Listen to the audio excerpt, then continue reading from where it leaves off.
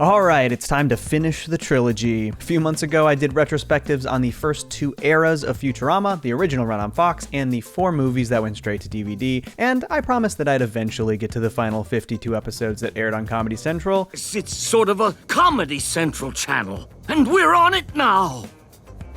I get it! Well, that time has come. Today I'm going to give you my in-depth thoughts on the final run of Futurama, which to many is the weakest era of the show. There are plenty of people who even say the show should have never returned and should have ended after the original run, or after the DVD movies. My feelings are a bit more complicated, so let's get into it. Though before we do, I want to ask y'all a favor. I am getting so close to 200,000 subscribers, which is absolutely mind-blowing, but a huge chunk of my audience simply isn't subscribed. I would really appreciate it if you hit the subscribe button. It really helps out the channel, and it would be so cool if I could reach 200k before the end of the year. Thanks y'all, I appreciate it.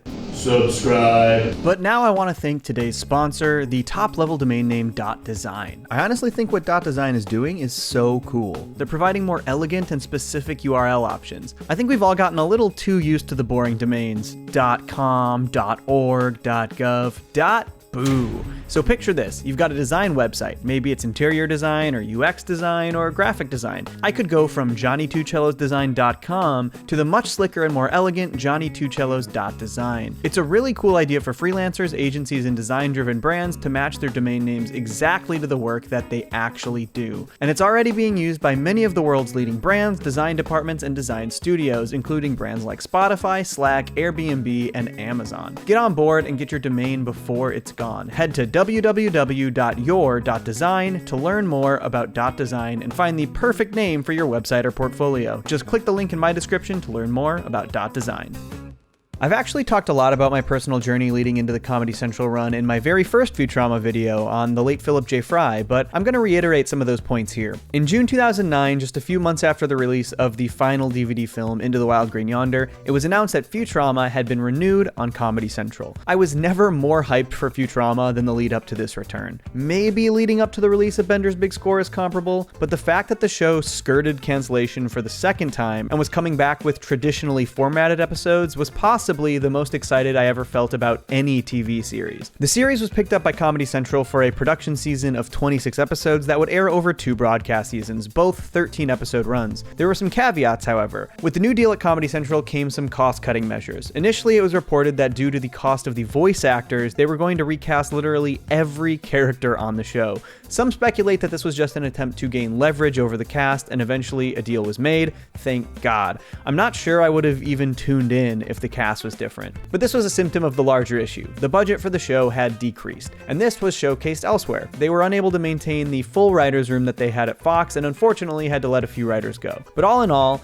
everyone was incredibly excited about the series' return. The straight-to-DVD films had received solid but mixed reactions, and I think fans were just excited to get back to the classic episodic format. On June 24th, 2010, Futurama returned with back-to-back episodes. The first, Rebirth, picked up immediately where the DVD movies had left off, as the crew entered a wormhole, unsure if they'd make it out alive. As it turned out, they did. Yeah, we're back. Yeah! However, the reactions to these first 2 return episodes were, I would say, mixed to negative. Personally, I enjoyed them, but wasn't particularly wowed. As the years have gone by, I found a bit more to like about Rebirth, but at the time, I was a little bit let down. Though I admit it did have to clean up a pretty major cliffhanger from the previous installment. I think in the end, the twists about these actually being robot versions of Fry and Leela didn't blow my mind like I may have expected from Futurama, and the humor felt a tad lacking. But I still appreciated that it had a lot of heart, one of the most important aspects of Futurama, to me anyways. Well, you know how I feel. I waited for you for 1,000 years. I can wait a little longer. The following episode, Inagata Dalila, had the opposite problem. I laughed a lot more this time around, but felt like the end of the episode really undermined the ongoing emotional story points. There was a ton of laughs to be had from Zap Brannigan, a fan favorite character, but for the end of the episode to be about Leela sleeping with Zap in just the second episode after Fry and Leela confessed their love for each other back in Into the Wild Green Yonder, I think this was ultimately a little bit of a miscalculation by the writers. It was exciting that the show was back, but I could sense a tiny bit of trepidation from the fan base based on these first 2 episodes. And this continued because the third of the season, Attack of the Killer App, is still one of my least favorites of the entire series. The problem here is that the episode felt too topical, revolving around the crew getting the new iPhone. iPhones had released during the hiatus between the 2 runs of the series, and this honestly just felt very un-Futurama-like. They did at least have their own sci-fi take on the iPhone concept, and the episode includes one of the most iconic Futurama memes of all time. Shut up and take my money! However, the one plot point that still to this day just makes me angry is Susan Boyle, a reference that already felt dated when the episode aired. Basically, the episode reveals that Leela secretly has this Boyle that sings. If you're unfamiliar, the real-life person Susan Boyle gained huge media attention when she shocked the judges and the world on Britain's Got Talent in 2009. It's a feel-good story, but I'm sorry, this hyper-literal Boyle that sings was just an incredibly painful concept. To this day, this is one of my least favorite jokes in Futurama. But after this episode, the season started to pick up a little bit of steam. Proposition Infinity, while also a little bit topical, had some really great Bender moments and world building. The following, the Da Vinci Code, had a fun mystery, plus the idea that Da Vinci is actually the dumbest alien on a planet of incredibly smart aliens is pretty funny conceptually. Poor Leonardo da Vinci. He sure was stupid. And then came Lethal Inspection, a true gem. This episode features the unlikely pairing of Bender and Hermes, who we truly haven't seen spend much time together up to this episode. When Bender discovers that he has no backup unit, meaning that his memory and personality could never be backed up into another machine if his body ever stopped working, he is sent into an existential crisis. Since Hermes worked for the central bureaucracy, he opts to help Bender discover why the mysterious Inspector 5 allowed Bender to leave the factory without a backup unit. The episode is filled with fun and oftentimes weird gags. Sorry, Hermes. I drank all your white out. But the real highlight is how through this journey, Bender and Hermes actually start to connect and form a friendship. Hermes, remember that flock of bats? I sure do. That was fun. And when ultimately they're unable to solve the Inspector 5 mystery, there are some really sweet moments between the pair of them. Yeah, man. It's gonna be okay. You are Bender, which is something Inspector 5 will never be. But the real heartstring tugging moment comes in the final reveal, where we see Hermes burn Inspector 5's file, revealing that he was Inspector 5. Then we get a flashback with the most adorable baby Bender you could possibly imagine, revealing that a young Hermes didn't have the heart to dispose of him when the backup unit was shown to be faulty. This moment is just top-notch Futurama, and it was the first time watching this first revival season that actually blew my mind as a Futurama fan. And they weren't done yet because the follow-up episode was The Late Philip J. Fry, which is undoubtedly an all-time great episode. I talk about it in great detail in this video that I made a couple years back, so I won't go over the plot points beat for beat, but this episode really does have it all. It's an incredible sci-fi premise featuring the professor's newly built forward-moving time machine, so that they don't mess anything up in the past. Or do something disgusting, like sleep with your own grandmother. I wouldn't want to do that again. But as Fry is recording a video greeting on Leela's birthday card, they accidentally fling themselves forward in time. The card flies out of the machine, and the trio lands in the year 10,000, trapping them there. This also leads Leela to believe that Fry stood her up on her birthday to go to a party, and then died in an explosion at said party. The episode cuts between Fry, Bender, and the Professor moving forward in time, desperately searching for backwards time-traveling technology, and Leela's time-running Planet Express in the decades following the trio's disappearance. We see a ton of different time periods in the far future, which is a bunch of fun, and also a pretty successful future for Planet Express under Leela's leadership. But Leela spends her entire life resenting Fry for blowing her off before his untimely death. Then, when Fry's video recordable birthday card hits an older Leela in the back of the head, it clears the entire thing up, revealing the harsh truth. My whole life I've been mad at him, and it wasn't his fault. In one of the most heart-wrenching moments in the entire series, we see Leela go to Tavern on the Green, where she was supposed to have dinner with Fry, and laser blast something into the ceiling. Meanwhile, trapped in the year 1 billion, Fry discovers the Tavern on the Green and sees the message that she left for him. Dear Fry, our time together was short, but it was the best time of my life. This is one of my favorite heartfelt moments in the entire series, and this is many people's favorite episode of Futurama. After Fry reads this message, he accepts his fate, and the trio pushes forwards to watch the death of the universe. This sequence is so incredible visually as they witness a new Big Bang, revealing an identical universe, allowing them to land back in their own time and continue their lives. The episode just has everything I want out of a Futurama episode. It's an incredible and funny sci-fi premise focused on emotional drama with heart-wrenching twists and character moments. It exemplifies all of the things that make the show special. And guess what? It earned Futurama its second ever Emmy win for Best Animated Series. But best of all, the episode came when confidence in the show was maybe starting to wane for fans. And personally, I think that Season 6A ended with a string of mostly very solid episodes. Some don't like the episode That Darn Cats because it sort of came out at the height of the old school cat meme craze, but I thought the premise was fun and stood on its own without relying on those lame old memes. A Clockwork Origin tackles the creation versus evolution debate in a surprisingly fresh way that kept me guessing. The Prisoner of Benda is absolutely standout, and writer Ken Keeler crafted an actual peer-reviewed mathematical equation to make their premise work, which is so damn cool. It's one of my favorite sci-fi premises in the entire series, and it's filled with some wildly funny moments as the characters all switch bodies over and over again. I'll never forget Washbucket and Amy's body professing their love for Scruffy. Incredibly funny stuff. It would be sweet for a while, but in the back of our minds we'd know that I'm a man, and you're janitorial equipment. We also got the 100th episode in this run, The Mutants Are Revolting, which is very solid and does something that I felt the show probably should have dealt with sooner, the fact that mutants are literally not allowed on the surface level of New York, which, let's be honest, is super fucked up. I'm not sure the twists and reveals about Leela's family made a huge impact, but the episode has a lot of heart, and I like that they have a big status quo shift in this milestone episode. Unfortunately, Season 6A's final episode is a real dud. Back in the original run, we got anthology episodes in the form of Anthology of Interest 1 and 2, which used the What If machine to show alternate realities for our characters. A really fun, very Futurama idea, but they abandoned that format in the Comedy Central run and opt simply for themed anthology episodes, the first of which is titled Futurama Holiday Spectacular. They do 4 anthology episodes over these 52 episodes, and unfortunately, only one of them works for me. But despite this, overall, I was really happy with Futurama's first 13-episode return on Comedy Central. It started a little rocky, but peaked with 2 truly excellent episodes back-to-back, and maintained a solid level of quality for the rest of that run. And Season 6B mostly continued that trend of consistency. The Silence of the Clams is Futurama's take on a mob mystery, which truly leads to one of my favorite moments in the show. My name isn't Slick, it's Zoidberg. John Zoidberg! Mobius Dick has a great sci-fi premise as the crew chases down a 4th-dimensional space whale. Law and Oracle does a pretty fun Minority Report parody, and Benderama tackles the Grey Goo sci-fi concept through a nanobot storyline.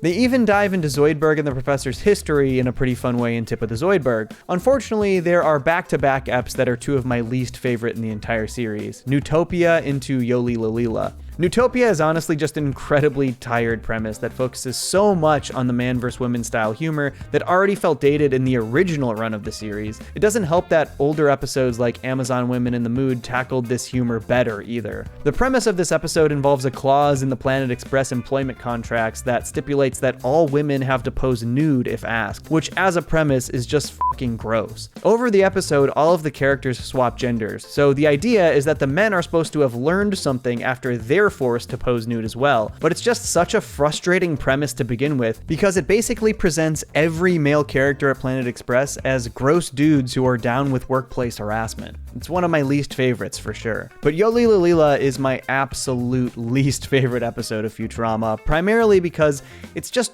really unfunny. I honestly don't think there's a single joke that I laughed at in this entire episode. Leela writes a TV show that's basically just Yo Gabba Gabba, but it turns out she's just been writing down the things that actual aliens have been doing on a random planet she discovered. It's just so profoundly unremarkable, and for Futurama, that should be really hard to do. I don't want to shit on this episode more than I need to because I love Futurama too much for that, but this one is easily the low point of the series for me. The season doesn't really get good again until the final 3 episodes of this season, but luckily they are 3 incredibly strong episodes. Cold Warriors is a pseudo-sequel to Luck of the Fryrish and Jurassic Bark, as like those episodes, we jump between the future and flashbacks to Fry's time in the past with his family, this time focusing on his dad. I talk at length about this one in my video about the Fry family, but it's a very strong episode with a great emotional ending. Someday, you may face adversity so preposterous I can't even conceive of them. Fry's father was always more of a comedic presence, so it was really nice to see him get a couple great emotional beats. Now bundle up. I don't want you getting frozen.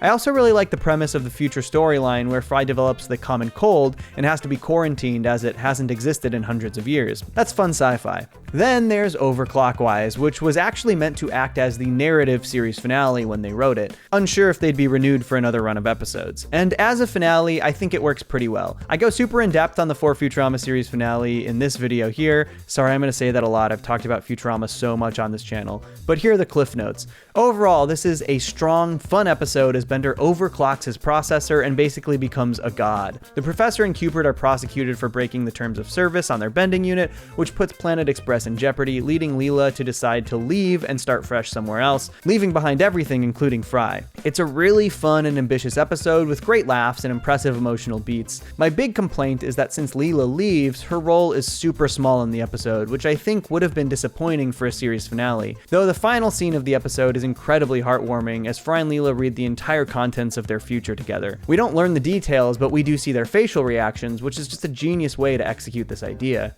This leads into the one revival era anthology episode that I actually love, Reincarnation. This is truly an incredible episode, showcasing stories at Planet Express in 3 new animation styles. The first being old school Disney animation, not unlike the opening sequence back in The Beast with a Billion Backs. The second is video game pixel art style, and the third is an anime. All 3 of these are so incredible from an animation standpoint, but also just so cleverly written. It's really cool to see this world celebrated and explored in so many different styles. It's an all-timer and makes the fact that they abandoned the What If Machine format entirely worth it, even if I think it's the only good anthology episode out of these 4. And this was the end of the first production order for Comedy Central, and while I think it was kind of a mixed bag, it was definitely more good than bad. I would say that the bar overall may have lowered a bit, giving the general quality a little bit less consistency, but there are still some great sci-fi premises throughout, as well as a couple truly top-tier episodes. Lethal Inspection, The Late Philip J. Fry, The Prisoner of Benda, Cold Warriors, Overclockwise, and Reincarnation are honestly all so strong, with a couple being nearly perfect. Though there are obviously also some real low points, and a bit of an over-reliance on topical references and parody. This effort rewarded the crew with an additional 26-episode production order to similarly be aired over 2 years, 13 episodes at a time. But unfortunately, this last run's quality dips even further, leading to probably the weakest run of episodes in the show's history. Though it didn't start off terribly, with The Bots and the Bees and A Farewell to Arms being the first 2 episodes of Season 7A. While these aren't incredible episodes, they are very strong with a great emotional core. The first one tells a story about Bender becoming a father, which has some adorable and emotional moments. The montage of Bender and his baby doing tons of criminal activity together is super funny. The crux of the conflict here is that his son, Ben, loves bending, but wasn't born with the capability to bend. Since he only has a single memory card slot, he can't learn to either, not without completely losing all of his existing memories. Which is exactly what happens. Bender has to sacrifice his relationship with his son to allow him to follow his dreams, and it's really sweet. Just remember, your daddy loves you. Remember that, will you, son? A Farewell to Arms sort of plays on the whole Mayan calendar end of the world concept, which leads to a bunch of Earthlings flocking to Mars in an ancient ship to avoid calamity. When Leela isn't chosen to go, Fry gives up his own spot for her, sacrificing himself. Now, while this final sequence is silly as hell sci-fi wise, it leads to something really sweet, so I give it a pass. They discover that Mars is actually the doomed planet in the prophecy, and Mars starts hurtling towards Earth, so the crew literally jumps from the surface of one planet to the other. Unfortunately, Leela is injured and can't make it, so Fry tries to save her, and both of their arms are pulled out of their sockets, which is pretty gross, but the final shot of the episode shows Fry and Leela's arms holding hands floating through space forever, which kind of justifies all of the silliness for me. But this leads to a stretch of, in my opinion, pretty unremarkable episodes. There are some fine moments and ideas in them, but there's almost no episodes that I actually love of Futurama for something like 20 more episodes beyond this point. Now, that isn't to say there aren't things I like. Decision 2012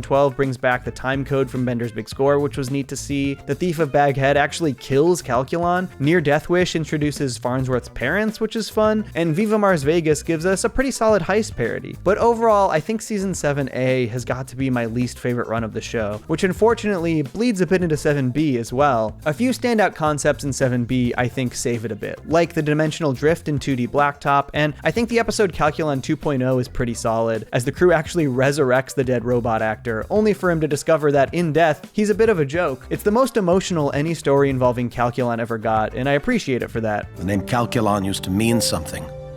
Now it's a stain that will never wash clean. Farewell. Towards the end, it started to feel like they were giving our main characters each a send-off episode. Assy Come Home comes to mind, where Bender has to give up his ass, which they try to play as super emotional. This sort of felt like their attempts to pay off years of the shiny metal ass catchphrase, but it felt a little bit forced to me. Leela in the Gene Stock elaborates further on Leela's mutations that start to increase as she gets older, and there are some fun moments in here, but overall it didn't feel all that remarkable. But fortunately, Futurama ends on an incredibly strong 4-episode run, starting with fan favorite Game of Tones. Now, admittedly, I am not as high on Game of Tones as many. This is the final episode to explore Fry's past, like Luck of the Fryrish, Jurassic Park, and Cold War years before it. But they opt for a different method this time, exploring it through Fry's dreams/memories. This ultimately explores Fry's relationship with his mother in an incredibly satisfying way that really tugs at the heartstrings. And while overall I really enjoy those emotional beats, I do think the mystery of the episode, as the crew tries to discover the origin of a mysterious tone that's destroying the planet, is a pretty major letdown. It takes Fry through the events of the original pilot, which is fun to revisit, but the overall explanation for the mystery is incredibly lackluster and fails to have any real connection to what actually works about this episode, the emotional story beats with his mother. All in all though, it's hard to deny how ridiculously effective this final scene between Fry and his mother is. Fry believes he's dreaming about his mother again, but Nibbler reveals that he's actually in his mother's dream. Yeah, no real proper sci-fi explanation for it, but who cares? Fry gets one opportunity to speak with his mother again, and it would actually be a conversation that she remembers and experiences through her dreams. And rather than say anything, Fry just hugs her. It's so good. This moment transcends the episode and is easily one of the best and most emotional in the entire series, even if overall I think the rest of the episode is a tad lackluster. This is followed up by Murder on the Planet Express, which is basically Among Us the Futurama episode. A shape-shifting monster has infiltrated the Planet Express ship, and they have to deduce which person is actually the imposter. It's just a great, fun sci-fi mystery, and I'm glad we got this kind of episode in the final stretch. Then comes Stench and Stenchability, which gives Zoidberg the happy ending that none of us knew we needed. This episode is both hilarious and heartfelt, but most importantly, it gives Zoidberg an ending he deserves. One thing people do not talk enough about is the fact that Zoidberg is probably the best person in Futurama. The guy is gross and pathetic, but he's also kind and caring. I'm really glad the writers decided to give him this really charming love story as his happy ending. And then of course, the series finale, Meanwhile. And I don't think I can sing the praises of Meanwhile enough. After 3 prior attempts to write series finales, I think Ken Keeler absolutely stuck the landing on this final go-around. While the previous 3 left things off with hopeful but non-explicit endings, this one moves a little more into conclusive territory. The episode revolves around Fry and Leela being trapped together as the entire universe freezes around them. Personally, I love that the final episode of the series literally freezes everything into a snapshot of the world we've known and loved for years, as Fry and Leela grow old together. There's a montage where we see them traveling the world and growing older, and it's really the heart of the episode. Where the first finale, The Devil's Hands Are Idle Playthings, opted for a big musical event, the second, Into the Wild Green Yonder, gave us a big adventurous cliffhanger, and the third, Overclockwise, focused on a wild sci-fi concept. I love that this one slowed down and just let us sit with these characters one final time. No stress, no drama, just relaxed, thoughtful, and beautiful images of our favorite sci-fi couple falling deeper and deeper in love. As per usual, the episode does end with a potential out in case the show were ever to come back, as the professor rescues the couple from the time freeze and sends them back to before he invented the time button that caused the problem in the first place. But it ends with this really lovely piece of dialogue. What do you say? Want to go around again? I do. Just an incredible end for the series. So how do I feel about the Comedy Central years of Futurama overall? Well, if I'm being honest, I only love a handful of these episodes, but there are also only a handful that I truly dislike, and a majority, I would say, I feel somewhat indifferent about. I do think that it's possible some of the characters suffered a bit from flanderization on this run, particularly Bender. I still think he's funny, but they end up focusing on him so much in these final 52 episodes, and it's really all centered around his belligerent attitude that became so beloved over the original run. And while I do think Bender is a funny character, I also think that in the original run, he was a bit more thoughtful. So many of his antics stemmed from a place of insecurity back then, which really allowed for us to empathize with the character. Not to say that's totally absent here, it isn't, but it was just a bit more present before. I also get a bit frustrated with some of the more topical references, both in episode premises and in individual jokes. I already ranted a bit against the iPhone episode and Yoli Lalila, but there are also jokes and references from characters that just feel so out of place. I know the show has always referenced back to things from our present, aka their past, but here's why I think it used to work more effectively. The original run of the show was written in the late 90s and early 2000s, which is also when Fry was frozen. So the majority of the references that Fry made in that original run were fitting for the time period in which he came from. But in the Comedy Central run, which is written about 10 years later, we've got Fry making modern references that we know for a fact he did not live through. It actually takes me out of the story when Fry repeatedly makes cheap jokes and references, like when he references the movie Tron Legacy over and over. Before we die, I'm gonna find and destroy every remaining copy of Tron Legacy. A film that came out in 2010, over 10 years after he got frozen. And I don't think that the show has to avoid all references to things that took place after Fry is frozen, but it should at least be somewhat believable as something that the characters would know about. If it's a cheap joke about how bad the movie Tron Legacy is, it's kind of a harder sell for me to believe that anyone would watch Tron Legacy 1,000 years later. It just feels like the show makes a few too many lazy references to whatever was in the cultural zeitgeist when the episodes were being written, whereas most of the time in the original run, the jokes and references end up feeling pretty timeless. So, was it worth it to bring Futurama back for this final run? Was the show's legacy negatively affected by the perceived dip in quality, or was everything we got just the bonus to an already successful series? Well, even though this is definitely my least favorite run of the show, I'm still infinitely grateful that it happened. I don't really want to live in a world where we never saw episodes like Lethal Inspection, The Late Philip J. Fry, The Prisoner of Benda, Cold Warriors, Overclockwise, Reincarnation, Stench and Stenchability, and of course Meanwhile. It's the finale I always wanted. While The Devil's Hands Are Idle Playthings is one of my favorite episodes of television, period, Meanwhile gave me the catharsis I craved that Devil's Hands didn't deliver. To me, the revival era of Futurama is inconsistent with some low lows, but also some absurdly high highs, and it delivered some absolute must-watch television. While the show may have gone down with a near-perfect reputation had it not been resurrected, I wouldn't give up the high points of these revival seasons for anything. So what else is there to say? Wanna go around again? You know what? I do.